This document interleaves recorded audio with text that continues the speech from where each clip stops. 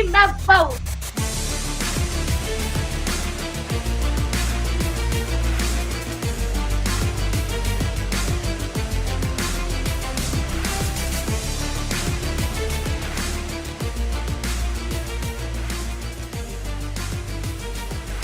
Court is in session with Ryan in Sacktown on If You Don't Like That. Now, Ryan in Sacktown. Oh, must be Ryno.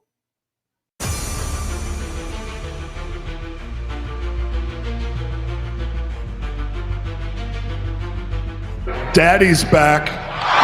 Good morning. What's going on, everybody? Happy Thursday. So weird last night. So maybe I was in such a deep sleep. I'm not sure if you caught my X feed, but yesterday was just a long day. We had meetings after the show, practice, which again, a long day. What am I talking about? This is stuff that I would do for free. It's what I love. But it was just one of the longer days. So I'm like, you know what?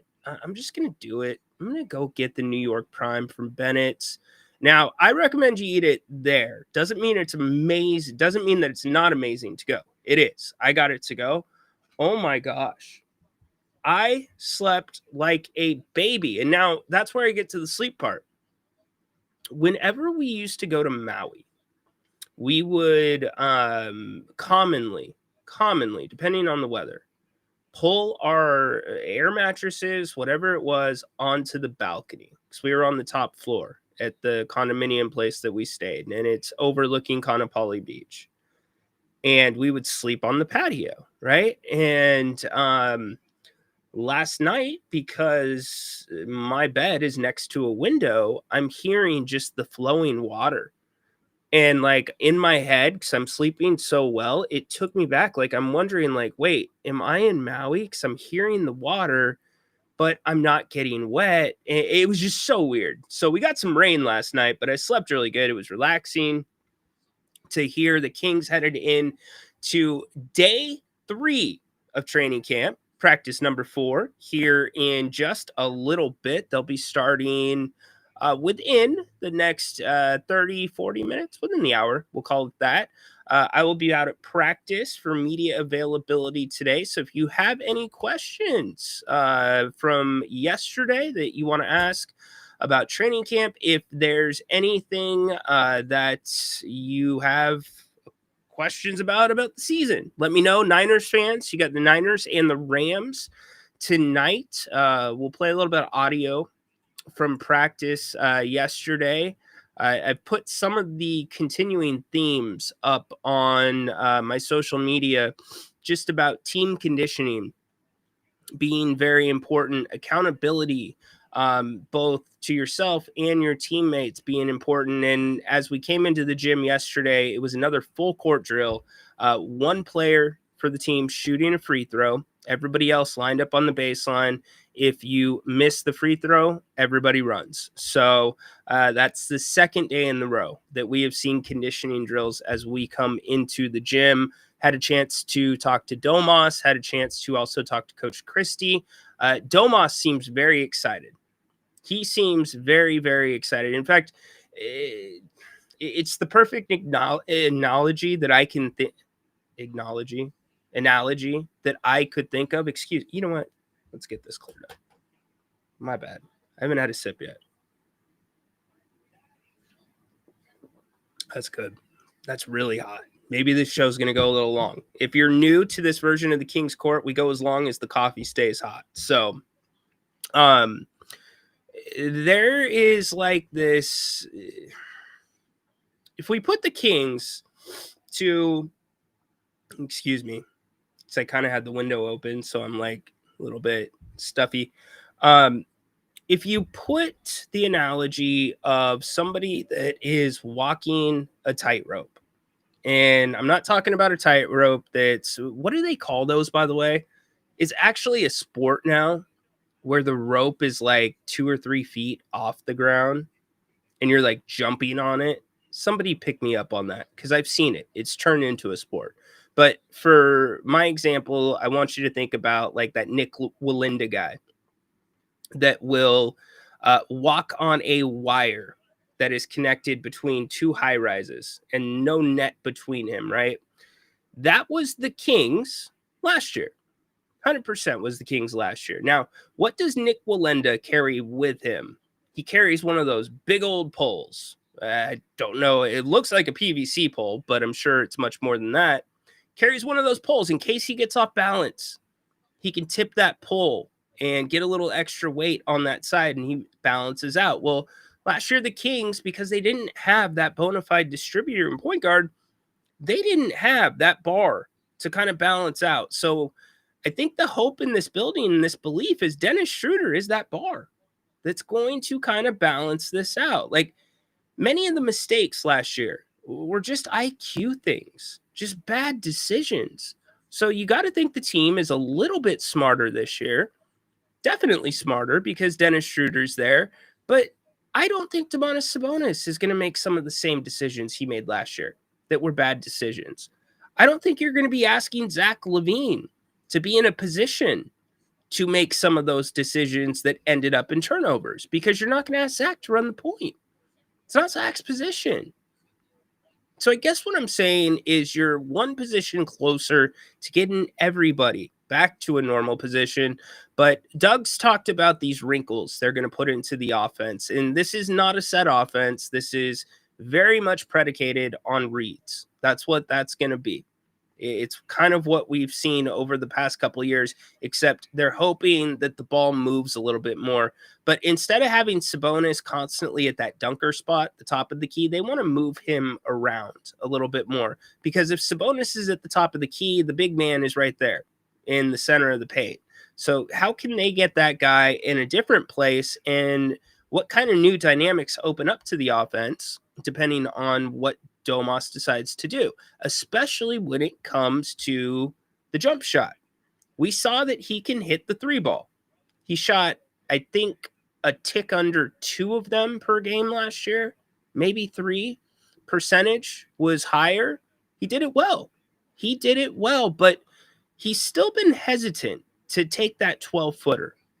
And so yesterday I had the opportunity to ask Doug, how much does the offense open up when Domas is consistently stepping into that 12-footer, that three-pointer? So we'll get to that audio here in a little bit. Let's check in with all of you. I do have a question as well for everybody. I would like to get your feedback on something.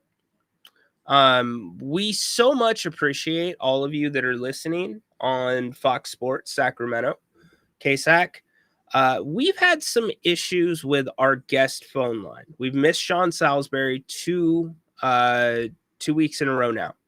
And we thought it was on Sean's end. Now we think it's on our end. And so we are troubleshooting that. And I want to give Dorian, not sure if he's listening right now, a huge shout out. I've been talking with Dorian this morning. In fact, Dorian hopped on with our engineer and I. So Dorian, thank you, sir, for taking the time because Dorian calls all the time. So here's where I'm going to ask you, because I know many of you call the show frequently. When you call the show, do you have any issue with the phone line? Are you hearing anything? Is there an echo? Is there a delay? If you are somebody that regularly calls, please let me know if you're not having anything but a clean line, so we can get this worked out, because we don't exactly call you back after you call in and be like, was the quality good? But if we're not hearing anything in terms of feedback about it being bad, then we don't know. So if you're somebody that's called, holler at us. Let us know. Progressive, first one in. What's up, Progressive? Happy Thursday. Grant, how you doing, my man? I'm starting to see more people rocking Kings gear in public. It's that time of the year. It is indeed. It is my Saturday. Blessed to be here. Happy Saturday, BJ. Hope you're having a good one. What do you think the Kings' ceiling is this year, playoffs? I don't like putting ceilings on teams.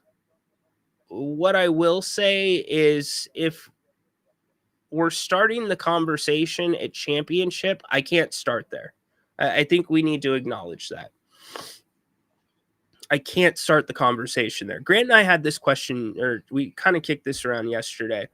And the question was, is this iteration of the Sacramento Kings set up better to make the jump this year that we thought last year's team was going to make with DeMar DeRozan? And Grant said yes, because of Dennis Schroeder. Now, here's the thing that balances that out, Progressive. The West is brutal. Only 2 teams have a harder month throughout the season than the Sacramento Kings have in November. It is ugly. So if they can get through that stretch, and I said this on Fox yesterday, if they can get through that stretch around 500, I think this team could be a play-in team, maybe even. I'm not ready to say 8. Not ready to say that. Grant said he thought they could be an 8 if all that happens. But if you can get through that, your March schedule, the Kings schedule, if you look in strength, the schedule changes depending on injuries.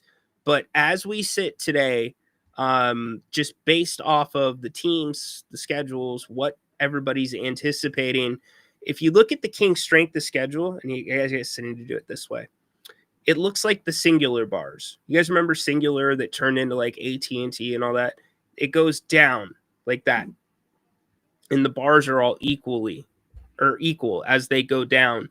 So really, it's this first month. Can they do that? I think if they can, Progressive, they're going to be an 8. And I also strongly believe that Neek is going to be a guy that you have to find a way to play him 15 to 20 minutes a night.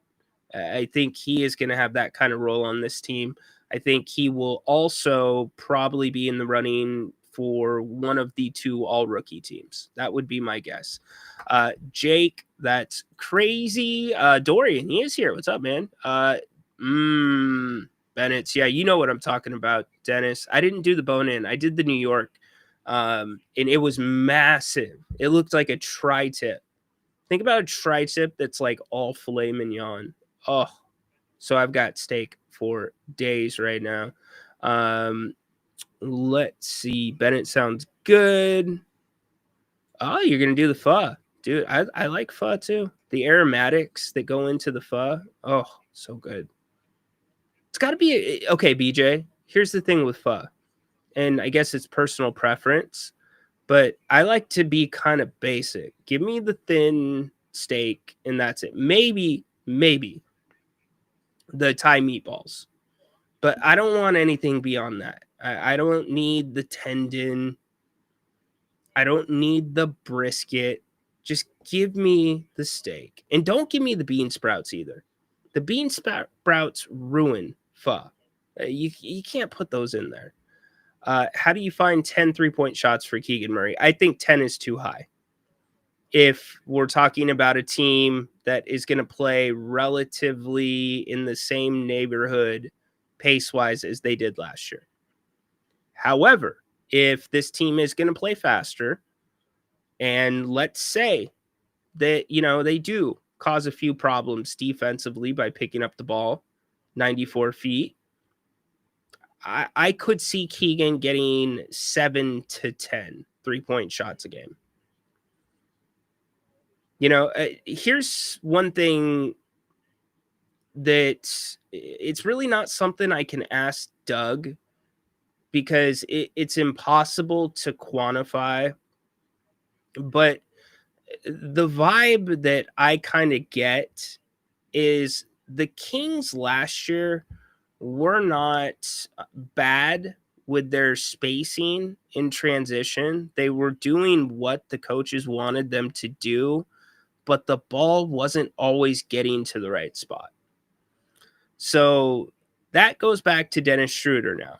If the ball's getting to the right spot, that could also increase your shot attempts for somebody like Keegan Murray. Doug's talked about wanting Keegan to be like Doug McDermott mentally, where he's hunting shots. But you've got a lot of offense on the floor between Zach LaVine, Domantas Sabonis, and DeMar DeRozan. So maybe it comes from splitting up the minutes. I'm not going to make a big deal about who starts for this team. I'll make a bigger deal about who's on the floor at the end of the game consistently for this team. Ash, I gave an update yesterday on the California burrito, dude. We had a breakthrough. I don't know what I did different. I think I went inside. So go check that out on replay. Hope you're doing well, Ash. Did Domas look skinnier to you? Maybe a tad. He is always so fit that his body fat last year was, I mean, nothing. Yeah, maybe he looked a little bit leaner. Dennis, I'll take a better look at that today. Is Keegan bulkier? No, he's not bulkier. I mean, he's just I think he's added a little bit, but he's added it all around, and it's not anything that's going to change the style in which he plays, both offensively and defensively. So it's not like a Luka Doncic where there's some crazy massive transformation. And I don't know about all you. I was talking to Jerry Reynolds about this.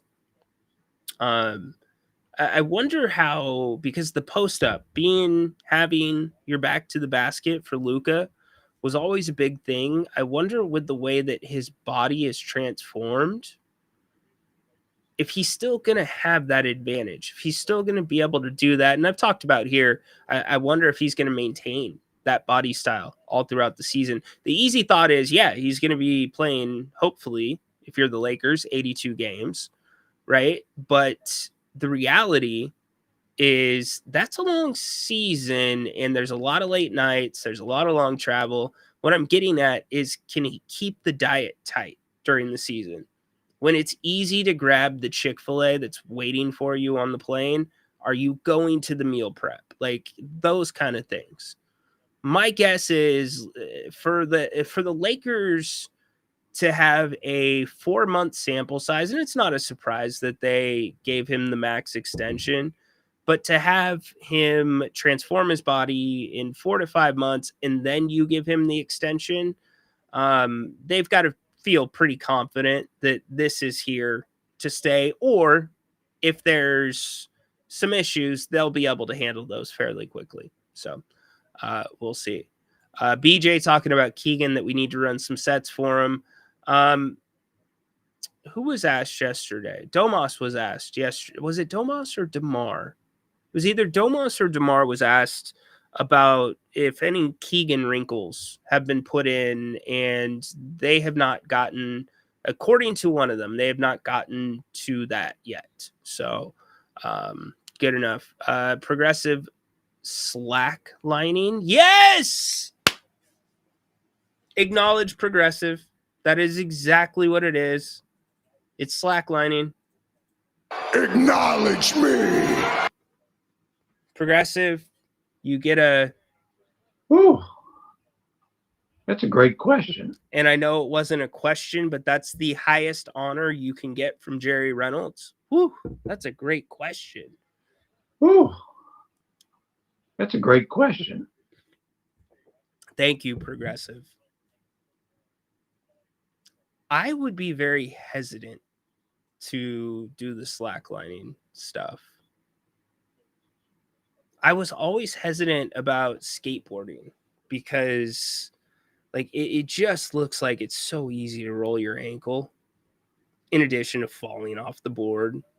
Yeah, I don't know, man. That line's pretty thin, and there's some people, Progressive, now that I'm thinking about it, some people like actually legit put it over some gaps, I think.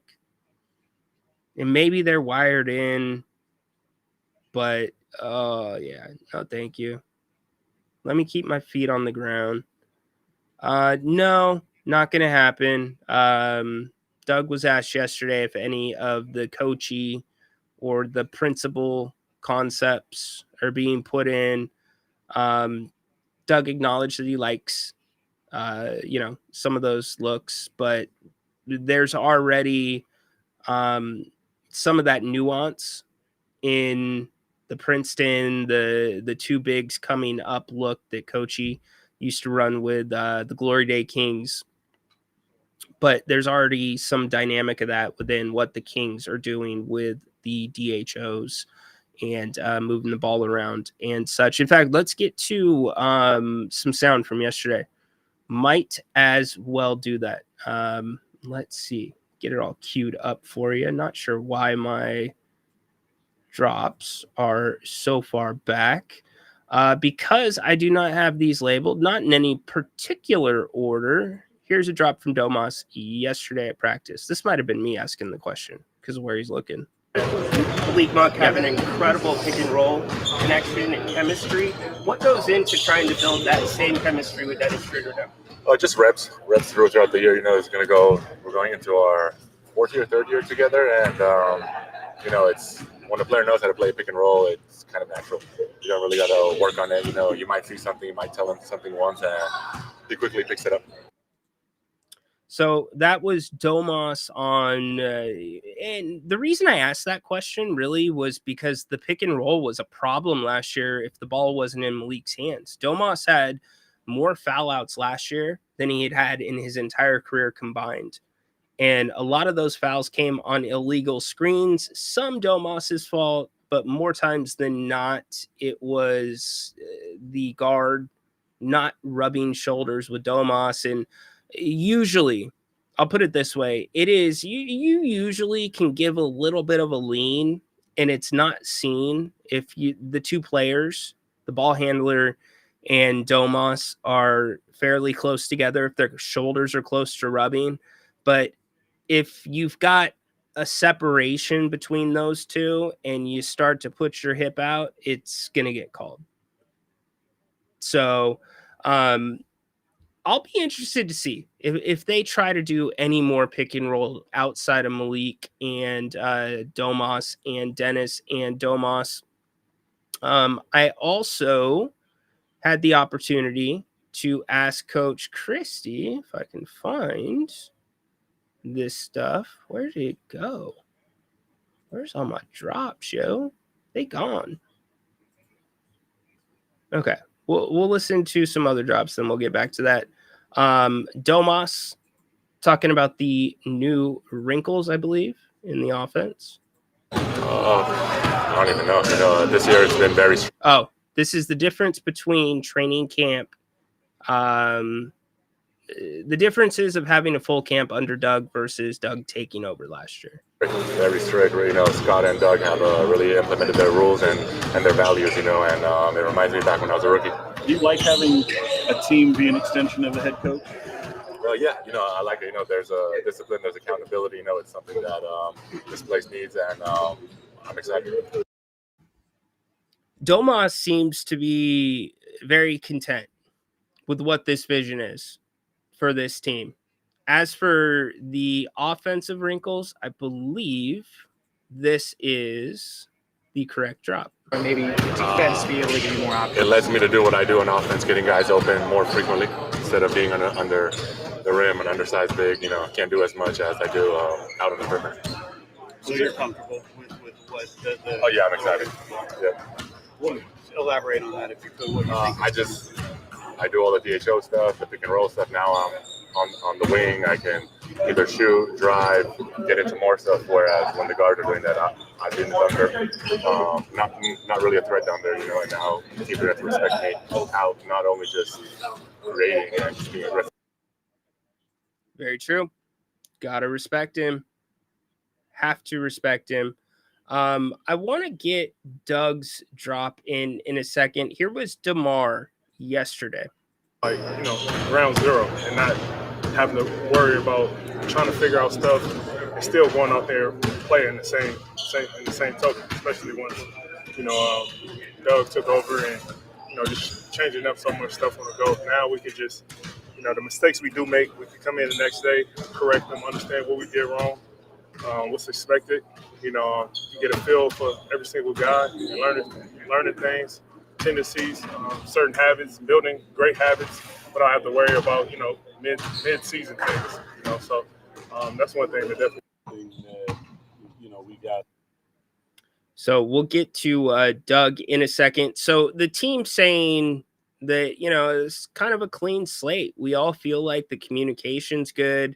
Domas was asked about, one of the last questions was a follow-up, when he said that the team, there's discipline, there's a vision, that he likes having a team that's an extension of the head coach, accountability. And he was asked a question that was, can you expand on that compared to last year?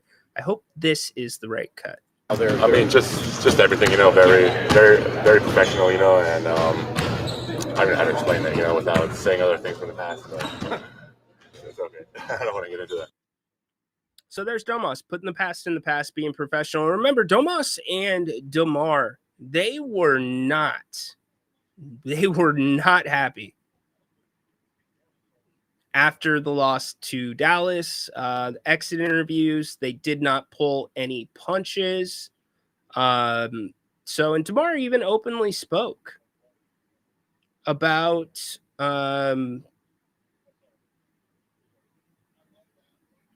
what he went through accountability-wise this summer, saying he wasn't all the way in. He could have been better, which I found very interesting.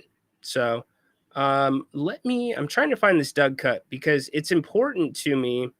Here we go. Because I wanted to know what exactly or how exactly the offense opens up when Domas is able to hit that shot. And I didn't ask the question very well. I'm shaking in my boots, right? But players where he can uphill DHO. Here was his he answer. has an incredible skill set that the one thing that plays into that for him is he has an incredible skill set that he can put the ball on the deck. He can be, the conduit between players where he can uphill DHO, and maybe he's not feeling it right now. So now he finds himself in the pocket and he's downhill. He gets to the line. He knocks down a free throw. Now he's feeling better. But if he's open, I want him to shoot the basketball because once he's knocking them down, it changes the complexion of the entire offense. And all of a sudden, the big has to come out. Now things just change all the way around the board. So I like that. It opens everything up, changes the offense. It's that, it's not so much the 3-pointer, it's the 12-footer. The 12-footer is what will bring the big out. Appreciate you, dude. Thank you very much. Yeah, you guys are welcome to call anytime that you want. Anytime. No issue when you called. Good to know. Thank you. Tristan. Yeah, this is good weather. This is the most beautiful time. He did not. No. Grant's, I'm not going to speak for Grant, but I will echo and paraphrase what he said on this channel and on the radio many times. He does not plan to step foot into the Golden One Center until there are some apologies made to him. So I am handling, and that does not mean that there is bad blood between the organization and Grant. There's not. Remember, the organization did not fire Grant. So I am handling all of the media. And quite frankly, Grant's at a point in his career. Actually, Grant in his career, when he was starting out, he was doing that. He was hustling and getting to practices and games and grabbing audio and editing and getting it ready for air. And then he's shooting his own segment, presenting it. But once Grant transitioned to the radio before anything happened, he a lot of times would have sound from other people. And sometimes Grant wouldn't even use sound. In fact, actually, that's what I would say. Grant didn't do much sound because Grant was at the practices. Grant was observing. He was getting more information or seeing more than the media saw.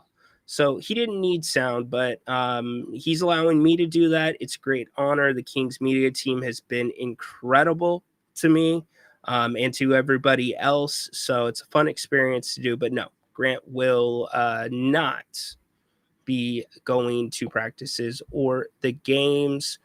Yeah, Grant made a very good point yesterday. He made a very good point about that yesterday. I didn't think about it. You play to win the game. Peter, you don't know who said you play to win the game?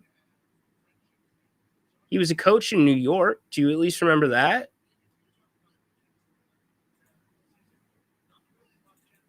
Hello?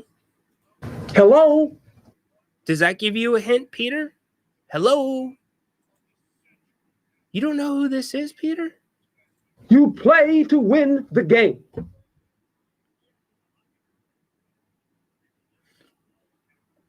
It's Herm Edwards, man. It's a famous quote. West, Clippers, Warriors. Yep. He's going to be a 15 or 20 minute night.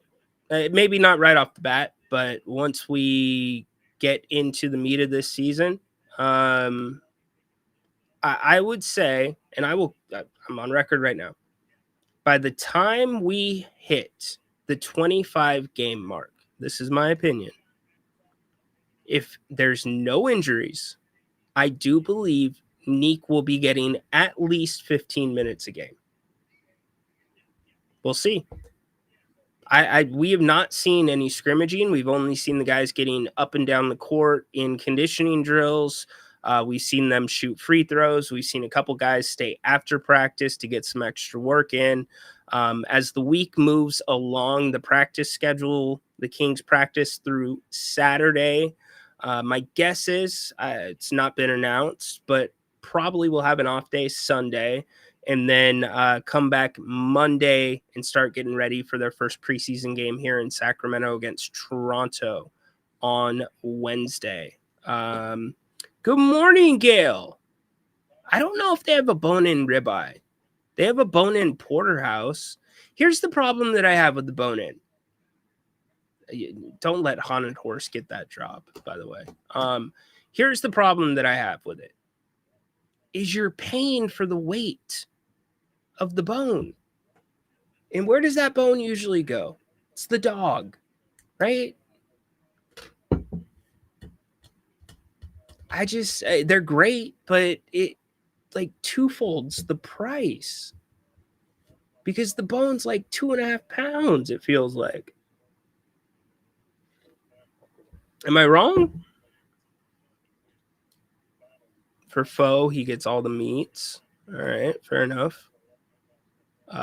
Keegan should shoot 3 or 6 threes a game. Okay. Dennis is a bone guy.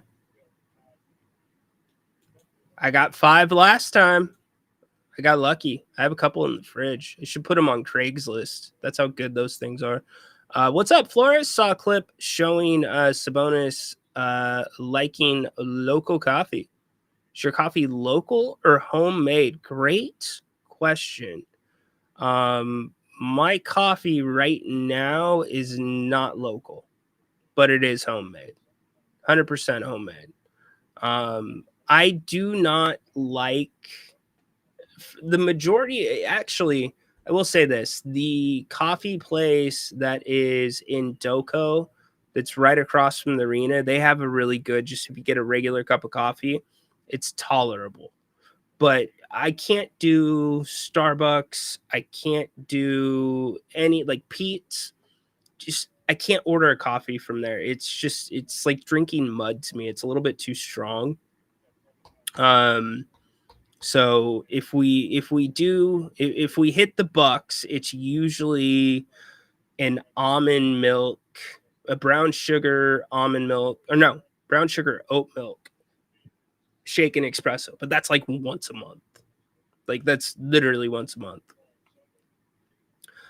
My favorite coffee, which I have not had time to go get, it's actually a Hawaiian coffee. So it's an import. Well, it's not an import. Hawaii's part of the United States, but it comes from the islands.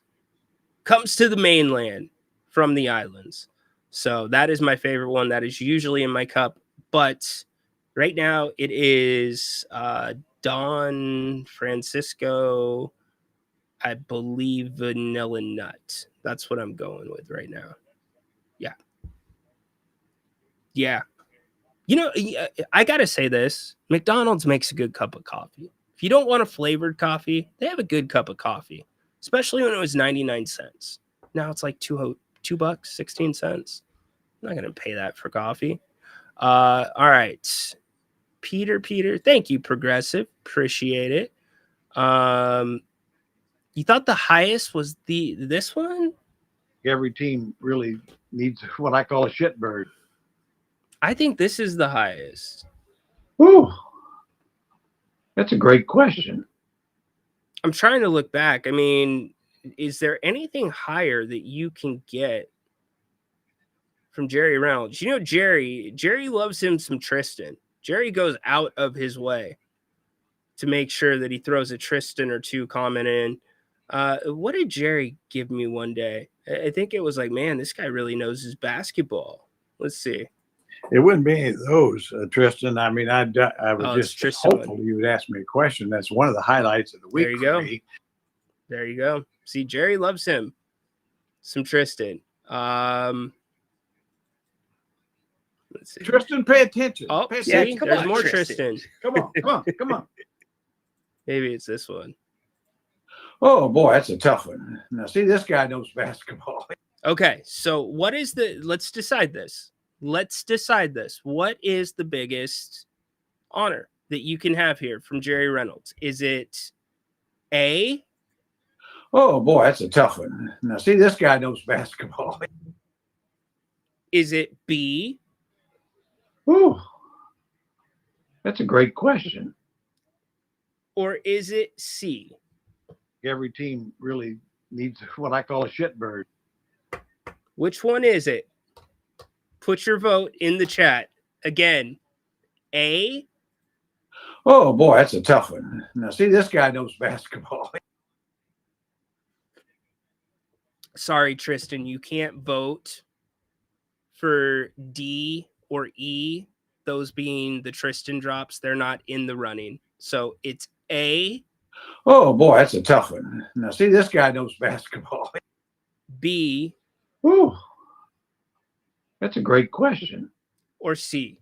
Every team really needs what I call a shitbird. Let's decide it. This is a democracy. It's not a dictatorship. Let's see. Don't burn your mouth. Yeah, I'm always careful about that. But I do get my coffee very slack line. Okay, fair enough. Thanks for correcting it. Why are we okay?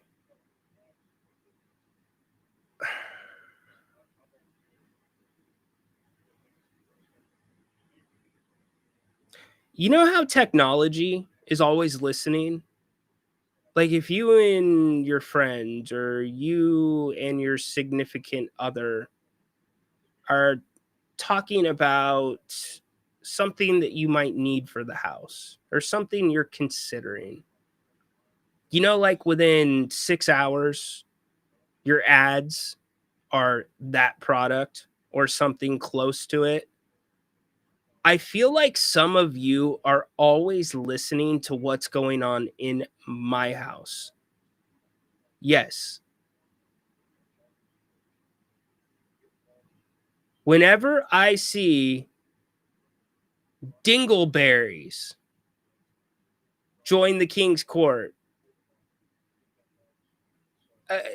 it's unreal.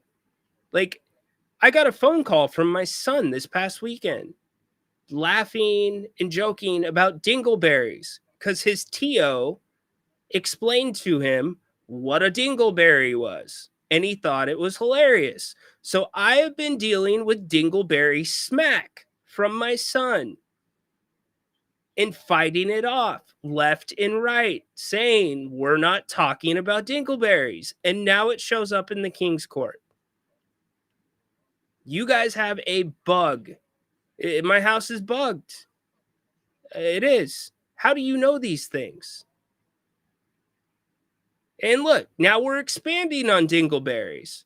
We are saying, we're justifying dingleberry as an adjective in the King's court. Like it wasn't smooth or clean. Man, where are we going? Holy crud. Been in the Phils for the last few months and haven't listened to anything about the Kings. Okay.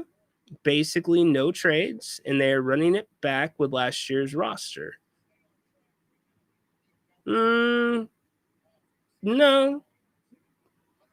I mean, it depends on your expectations. Right, Jason? My SDSU brother. It depends on your expectations. I mean, did you think the Kings were going to trade for Kevin Durant this offseason? Is that where the conversation was supposed to start? Was that the ceiling? I thought the Kings actually had a pretty good offseason. I was critical of the price I should say the price tag on Dennis Schroeder. But I get it now. Grant and I talked about it yesterday. You have to overpay. You're going to have to overpay. But what I do like is, and maybe I was short-sighted on this, because I want to have a team that goes out. I want to have a front office that is targeting people and within reason saying, you know what, whatever it's going to take, maybe if we have to pay a little bit extra, it's worth it to us because we believe that you might be able to really balance this out. So I respect that. And when Dennis Schroeder was signed, I'm like, well, weird. Like, where's the market for Dennis Schroeder, right? Where's that market at? Like, he would have been around probably still. He wouldn't have been around after August, that's for sure. But as I've thought about it a little bit more, as I've heard from the players in how much they really think of him, that really was day one of training camp. That's what the theme that we came away from day one with was, not only conditioning, but it's how much they think Dennis, and not necessarily, it's not Dennis is going to go out and score 60 points a night. It's not anything like that. It's just recognizing a hole on the roster and filling that hole with exactly the right piece. And I'm not saying there's not another person that could be considered exactly the right piece in terms of fit as a point guard, but the Kings, much like Orlando, targeted Dennis Schroeder. They said, we're going to get him early. We're going to pay him. We want to have him. Just like Orlando went and got Desmond Bane. So I guess I was a little short-sighted, not thinking about, okay, you're targeting somebody. I've always asked for that. That's what I want. I want a team that knows who they want, because that means they're looking at their weaknesses.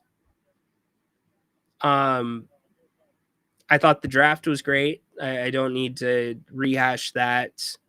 If you want to talk about Jake leaving, yes, that stunk. That was terrible.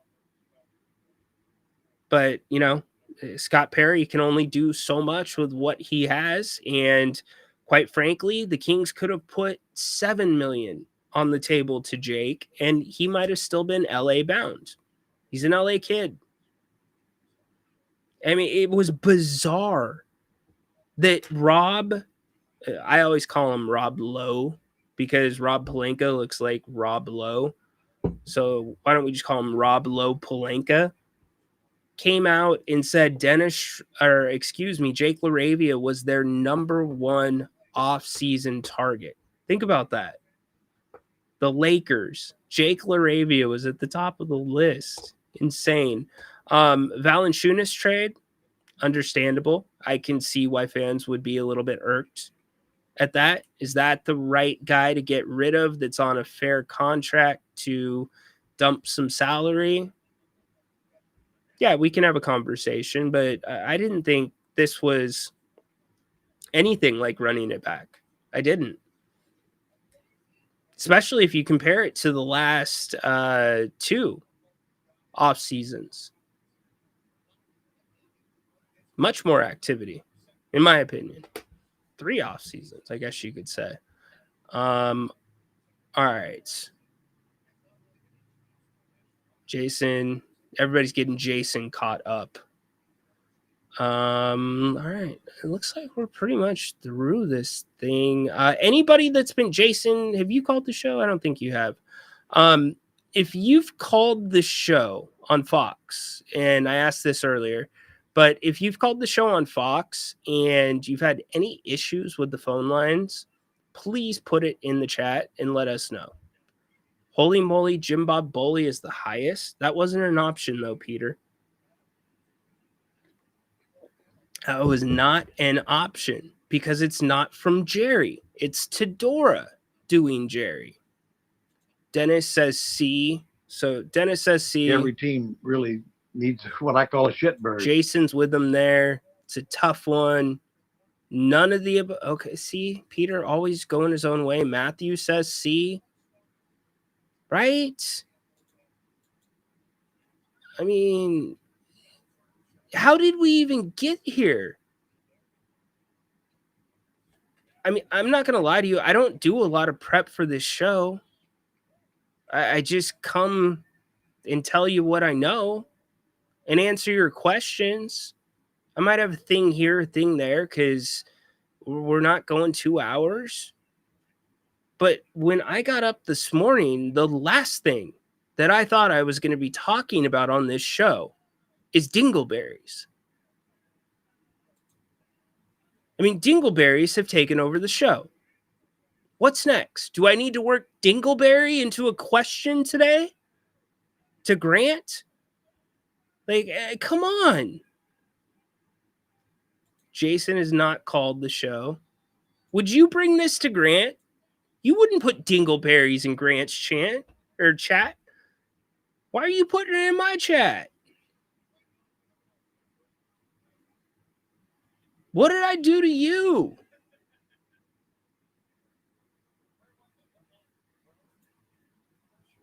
Man. Do you think Jerry's reindeer had dingleberries? There's a pony in here somewhere, is the old adage, with the boy scooping up the manure on Christmas Day and whistling while he was doing it. Here comes Santa Claus. Well, that's us. The pony thought it was a reindeer. Oh, hi. We have a new viewer that's here. Boombox Benny. Here for the dingleberries. Anybody else want to get in? This is King's Training Camp Day 3 kicking off. And the theme of the day so far is dingleberries.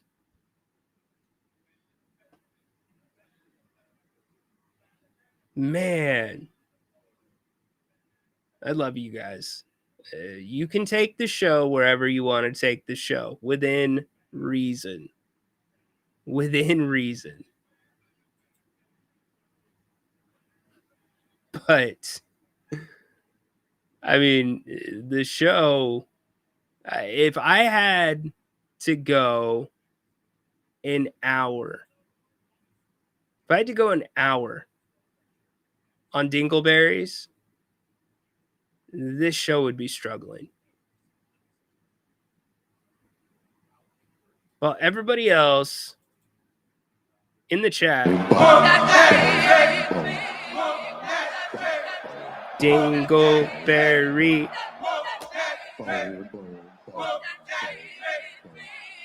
DHO the dingleberries. You're going to dribble handoff the dingleberries.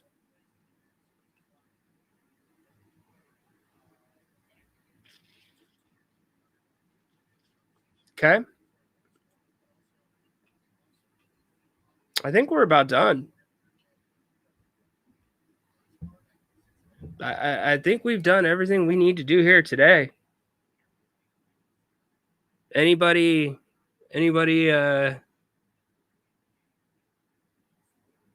object? I mean, man, I'm gonna have to reset. I quite frankly, I got to get Dingleberry out of my mind. That's gonna be in the back of my head the rest of the day. If I have a Freudian slip at any point at the facility, any point on Fox today, it's on all of you. It's not on me. I'm going to blame it on you. Because Dingleberry, unless I talk to my son, which I probably wouldn't because he is in school until I go on the air with Grant, probably wouldn't hear Dingleberry. Would have never crossed my mind.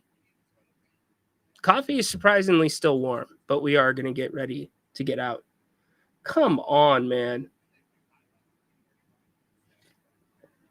All right. We're crossing the line. We've got some habitual line steppers right now that are taking the Dingleberries too far. No, he would step across the line. Come on. All right, we're out. Love y'all. He's a habitual Grant's going to be back tonight, stepper. 7 o'clock. Don't forget. Actually, no, Grant will not be here at 7 o'clock. Excuse me. Grant will be here tonight after the 49ers and the Rams. Tough one for the 49ers. A lot of injuries that you're dealing with. Brock Purdy, Ricky Pearsall, George Kittle, all ruled out for tonight. I haven't asked this on the air. I almost asked it. I know Niner fan makes that trip usually pretty well, but I wonder if a Thursday night affects how much Niner fan travels to this one. I disagree with Grant when it comes to how they used Brock Purdy. I would have sat him out last week and brought him back this week. But Mac Jones going to get the start for the Niners. Here's what I would say. You got to hope that Christian McCaffrey does not get hurt. Like to see Kyle Shanahan spread the ball around a little bit more amongst the running backs. And remember, the Rams have started slow at times or blown leads, conversely. So we'll see. Thursday night game. I hate divisional games on Thursday nights, and I really don't like divisional games week one either. So we've got that. We've got Kings. I'll be at the practice here in a little bit, so I'll be posting audio on my X. Make sure you follow that. And, of course, Fox Sports Radio, 3 o'clock today.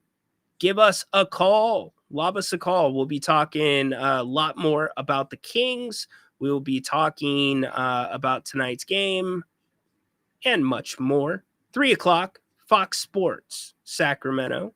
Make sure you download Fox Sports Sacramento app, please. You can listen anywhere you want. Available on the Google Play and Apple Store. Also, the podcast temporarily is being hosted on If You Don't Like That. So if you are already subscribed to Grant's podcast channel, you can find all the replays of the show right there. So make it a good one, y'all. Looking forward to reporting back to you after practice today. See you at 3 o'clock on Fox Sports Radio. I guess C was the choice for now. So go Kings. Light the beam. Court's dismissed. Order in the... Every team really needs what I call a shitbird.